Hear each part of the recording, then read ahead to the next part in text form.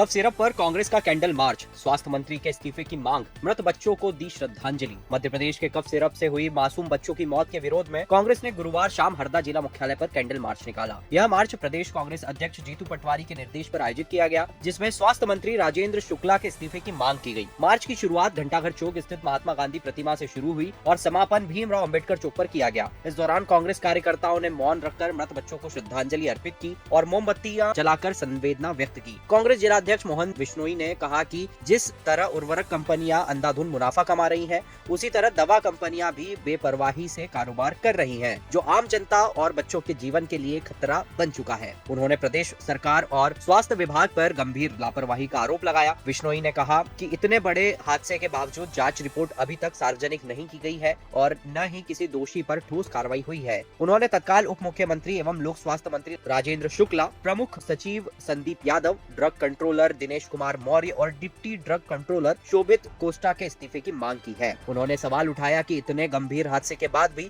सरकार चुप क्यों है और दोषियों को बचाने के लिए कोशिश क्यों की जा रही है। बिश्नोई ने चेतावनी दी है कि यदि सरकार नैतिक जिम्मेदारी लेते हुए कार्रवाई नहीं करती है तो कांग्रेस सड़क से लेकर सदन तक आंदोलन करेगी। उन्होंने यह भी पूछा कि जो कफ सिरप अन्य राज्यों में प्रतिबंधित है, वे मध्य प्रदेश के बाजारों में किसकी अनुमति से बेची जा रही थी। आज जिला कांग्रेस कमेटी ने कैंडल मार्च निकाला है। जो छिंदवाड़ा में जो घटना घटित हुई है, जो 16 बच्चों की मौत हुई है जहरीले सिरप के वजह से, तो सरकार इतने दिन बीत जाने के बाद में भी गंभीर नहीं है।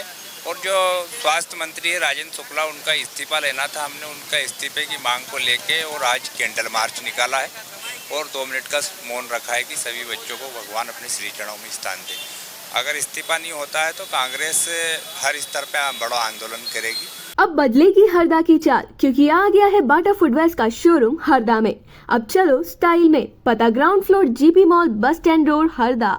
हरदा में 50 केंद्रों पर चल रहा भावांतर योजना का पंजीयन 10,000 किसानों ने कराया। कलेक्टर सिद्धार्थ जैन ने मौके पर पहुंचकर व्यवस्था दुरुस्त करने के दिए निर्देश। भावांतर भुगतान योजना को लेकर हरदा जिले के किसानों में उत्साह दिख रहा है। अब तक 10,000 से अधिक किसानों ने ई उपार्जन पोर्टल पर पंजीयन करा लिया है। जिले में इसके लिए 50 पंजीयन केंद्र बनाए गए हैं। शुक्रवार को कलेक्टर सिद्धार्थ जैन ने कृषि उपज मंडी स्थित पंजीयन केंद्र का निरीक्षण किया और वहाँ की व्यवस्थाओं की समीक्षा की। उन्होंने निर्देश दिए कि केंद्रों पर कंप्यूटर ऑपरेटरों की संख्याएं बढ़ाई जाए ताकि किसानों को किसी तरह की परेशानी न हो। निरीक्षण के दौरान कलेक्टर ने मौके पर मौजूद किसानों को भावांतर योजना के लाभ और प्रक्रिया की जानकारी दी। इस मौके पर उप संचालक कृषि जेल कासदे और एसडीएम अशोक डहरिया भी उपस्थित रहे। योजना के तहत सोयाबीन फसल का पंजीयन 3 से 17 अक्टूबर 2025 तक किया जा सकेगा, जबकि फसल विक्रय की अवधि 24 अक्टूबर 2025 से 15 जनवरी 2026 तक तय की गई है। यह योजना किसानों को न्यूनतम समर्थन मूल्य से कम दर मिलने पर राज्य सरकार द्वारा अंतर की राशि भुगतान करने के उद्देश्य से चलाई जा रही है। यह योजना प्रधानमंत्री अन्नदाता आय संरक्षण अभियान के तहत 2018-19 से लागू है। कलेक्टर ने निर्देश दिए सभी सहकारी समितियां पंजीयन प्रक्रिया की जानकारी फ्लैक्स बोर्ड के जरिए प्रदर्शित करें ताकि किसानों को समय पर जानकारी मिल सके और अधिक से अधिक किसान योजना का लाभ उठा सके। जहां पर अगर उपार्जन होता और एफएक्यू से नीचे की उनकी फसल होती तो वो फसल ली ही नहीं जाती। यहाँ पर उनकी अगर एफएक्यू से नीचे या फिर समझाने के लिए अगर औसतम मूल्य से नीचे की भी फसल इनकी बिक्री है तो सरकार जो भाव में अंतर है एमएसपी का और मॉडल प्राइस का, वो किसान के खाते में आ रहा है। तो किसान को हर तरीके से ही इसमें फ़ायदा है और तरसंगत योजना है और यहाँ पे जितने भी किसान हैं वो इस योजना को समझ रहे हैं। इनफैक्ट हमारा पंजीयन भी अराउंड 10,000 हो गया। पिछले साल का जितना उपार्जन हुआ था उससे आधा से ज़्यादा किसान ऑलरेडी पंजीयन करा चुके हैं। तो मैं उम्मीद करता हूँ कि ज़्यादा से ज़्यादा लोग इसमें पंजीयन कराएंगे और इसका लाभ लेंगे। सेंटर पे कुछ मैंने एक देखा कि कितना टाइम लग रहा है पंजीयन में, ज़्यादा टाइम नहीं लग रहा है और 2-3 और ऑप्शंस हैं पंजीयन के। वो ऑप्शंस भी हम लोग एक बार एक्सप्लोर करा के इन लोगों को और समझाएंगे ताकि पंजीयन में और सुविधा हो जाए। अब बदलेगी हरदा की चाल, क्योंकि आ गया है बाटा फुटवेयर्स का शोरूम हरदा में। अब चलो स्टाइल में। पता ground floor GP mall, bus stand road, Harda.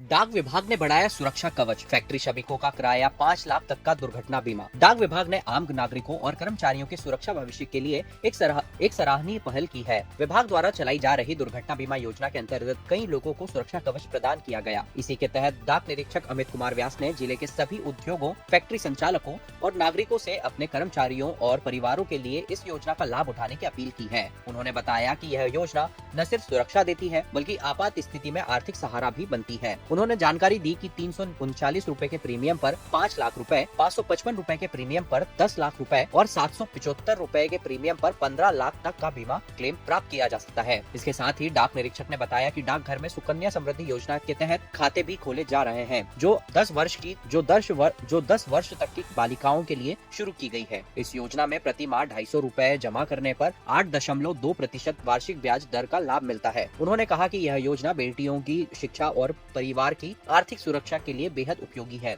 योजना से जुड़ी विस्तृत जानकारी के लिए नजदीकी डाकघर या डाक निरीक्षक से संपर्क करने की अपील की गई।